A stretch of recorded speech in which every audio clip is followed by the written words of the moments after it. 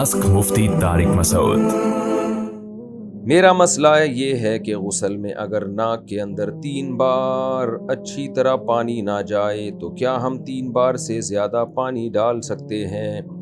नहीं डाल सकते, क्योंकि वहम बढ़ेगा आपका और जो है पूरी टैंकी खाली हो जाएगी। जिसका 3 बार में भी पानी ना जाए ना नाक में, इसका मतलब इसका वाटर प्रूफ नाक है इसकी, अब ये नहीं जा सकता। शरीयत ने 3 बार रखा ही इसलिए कि एक बार में बाज़ दफ़ा नहीं जाता, 2 बार हो जाएगा, 3 बार हो जाएगा, बस 3 बार काफ़ी है। इसी में हो जाए तो हो जाए। हाँ, कि उसको किसी को वहम की बीमारी नहीं है और गलती से उसकी नाक में यूँ पानी ले जा रहा था, बाज़ दफ़ा कोनी उधर लग गई, पानी गिर गया, फिर उसको शक होता है कि यार पानी पहुँचा नहीं, वो 3 बार से ज़्यादा कर ले। लेकिन नॉर्मल आदमी को इसकी इजाज़त नहीं है। आजकल वहम के पेशेंट बहुत ज़्यादा हैं और बहुत बढ़ते ही चले जा रहे हैं। तो 3 दफ़ा में भी जिस कमबख्त की नाक साफ़ ना हो, इसका मतलब ये सर्विस स्टेशन जाए और वहाँ जाके साफ़ करवाए।